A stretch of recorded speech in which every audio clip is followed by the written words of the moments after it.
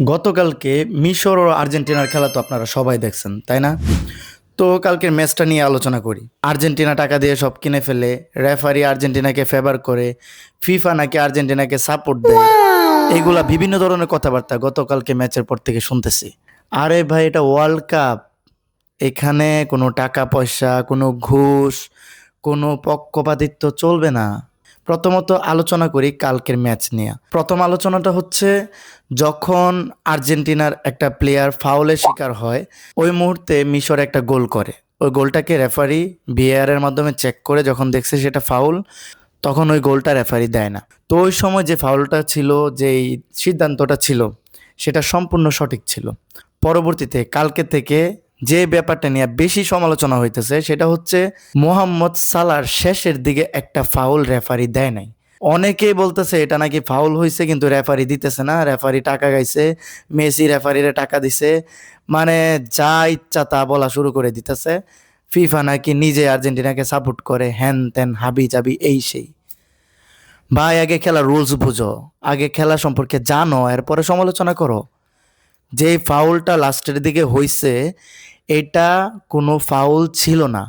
এটা মনে হয়েছে প্রথম দিকে, যখন আমিও দেখছি এটা মনে হয়েছে ফাউল হয়েছে, কিন্তু যখন রেফারি বিএআর চেক করছে, বিএআর চেক করার পরে যখন রেফারি দেখলো মোহাম্মদ সালাহ যখন বলটা কন্ট্রোলটা হারায় ফেলছে, বলটা পিছনের দিকে চলে গেছে আর সালাহ পড়ে যাইতেছিল, ঠিক ওই মুহূর্তে আর্জেন্টিনার প্লেয়ারের পাটা তার পায়ের মধ্যে লাগছিল। মানে কিছু রুলস আছে ভাই, কিছু ফিফার কিছু নিয়ম কানুন আছে, যে আপনার ফাউলটা তখনই ফাউল হিসেবে গণ্য হবে যখন বলটা আপনার নিয়ন্ত্রণে থাকবে, আর রেফারির কাছে যখন মনে হবে যে বলের নিয়ন্ত্রণটা প্লেয়ারের কাছে থাকার পরে ফাউলটা হইছে, তখন সেটা ফাউল হয়, তখন সেটা পেনাল্টি হয়। তো মোহাম্মদ সালাহ এই কারণে পেনাল্টি পায় নাই, আর এই কারণে রেফারি সেটাকে ফাউল হিসেবে গণ্য করে নাই। এখন বলবেন আমি তো আর্জেন্টিনা নিয়ে কথা বলতেছি, আর্জেন্টিনার পক্ষে কথা বলতেছি। সিমিলার একটা ঘটনা কয়েকদিন আগে ঘটছে, সেটা হচ্ছে ইংল্যান্ডের হ্যারিকেনের সাথে। হ্যারিকেনেরও সেম এরকম একটা ফাউল হয়েছিল, যেটা মনে হইতেছিল আমরা যখন মানে অন ইয়ার টিভিতে দেখতেছিলাম, মনে হইতেছিল যে এটা ফাউল, মনে হইতেছিল যে এই হ্যারিকেনরে ধাক্কা দিয়ে ফালায় দিছে। পরবর্তীতে যখন রেফারি ভিএআর চেক করে, তখন দেখে যে অ্যাকচুয়ালি মানে বলটা আগেই হ্যারিকেন কন্ট্রোল হারায় ফেলছে। পরবর্তীতে মানে হ্যারিকেন পড়ে যাইতেছিল, ওই অবস্থাতে ওইটা ফাউল দেয় নাই রেফারি। কারণ বলের কন্ট্রোল হারানোর পরে হ্যারিকেন যখন পড়ে যাইতেছিল ওই সময় ধাক্কাটা লাগে, আর ওইটা ফাউল হিসেবে কখনোই গণ্য হবে না। ফিফার নিয়ম রুলসের মধ্যে সম্পূর্ণভাবে ব্যাখ্যা করা আছে, লেখা আছে। ইভেন আপনারা নিজেরাই জেমিনি থেকে, এআই থেকে শুনে নেন। অবশ্যই আমি বলেছিলাম যে আপনি ঠিক ধরেছেন। খেলার মাঠে রেফারিরা সবসময় বলের দখল এবং নিয়ন্ত্রণকে খুব গুরুত্ব দেন। যদি রেফারির মনে হয় যে খেলোয়াড়ের বলের উপর আসল নিয়ন্ত্রণ ছিল না এবং বলটি তার নাগালের বাইরে চলে গিয়েছিল, তাহলে ফাউল হলেও অনেক সময় পেনাল্টি দেওয়া হয় না। আর আরেকটা কথা, কোয়ার্টার ফাইনালে আর্জেন্টিনার ম্যাচ পড়েছে সুইজারল্যান্ডের সাথে।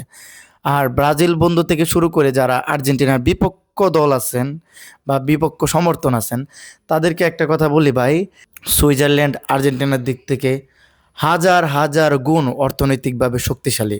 এখন শুনেন, আসি মূল পয়েন্টে।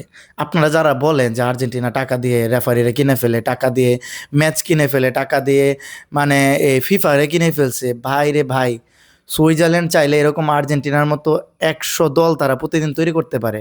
এত পরিমাণে তারা অর্থনৈতিকভাবে শক্তিশালী। কিন্তু এটা হচ্ছে ওয়ার্ল্ড কাপ, এটা হচ্ছে সারা বিশ্বের মানুষ এখানে তাকায় থাকে।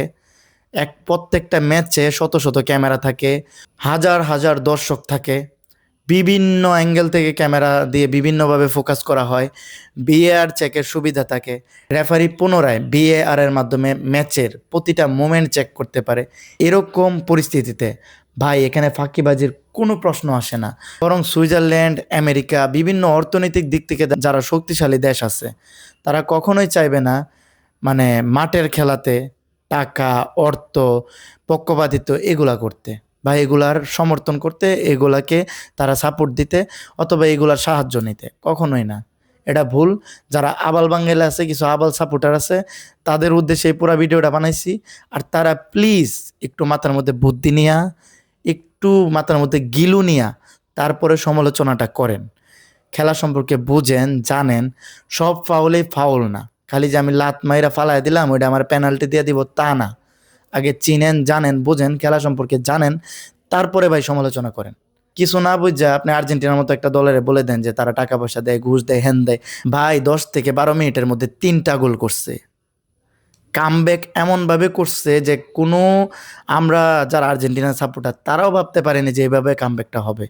একটা ওয়ার্ল্ড ক্লাস টিম, একটা বিশ্ব চ্যাম্পিয়ন টিম, ডিফেন্ডিং চ্যাম্পিয়ন, এরকম একটা টিম যখন কামব্যাক দেয় এটা আবশ্যক ছিল।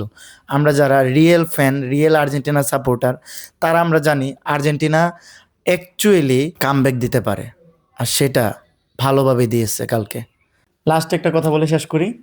মাঠের মধ্যে শত শত ক্যামেরা, রেফারির 12 বছরের অভিজ্ঞতা, 80,000 থেকে 1,00,000 দর্শক, পাশাপাশি মিশরের একটা গোল মিস হয় যেটাতে আর্জেন্টিনা ফাউল পায়, আর সেটা ভিএআরের মাধ্যমে আধুনিক প্রযুক্তিতে চেক করে সেটা সঠিকভাবে সিদ্ধান্ত নেওয়া হয়।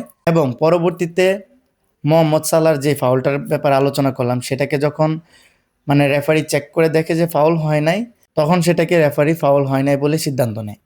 আর অপরদিকে হাজার হাজার মাইল দূরে বাংলাদেশের গ্রামের চায়ের টং দোকানে বসে আবুল্লা সিদ্ধান্ত নিছে আর্জেন্টিনা নাকি চুরি করে ম্যাচ জিতছে।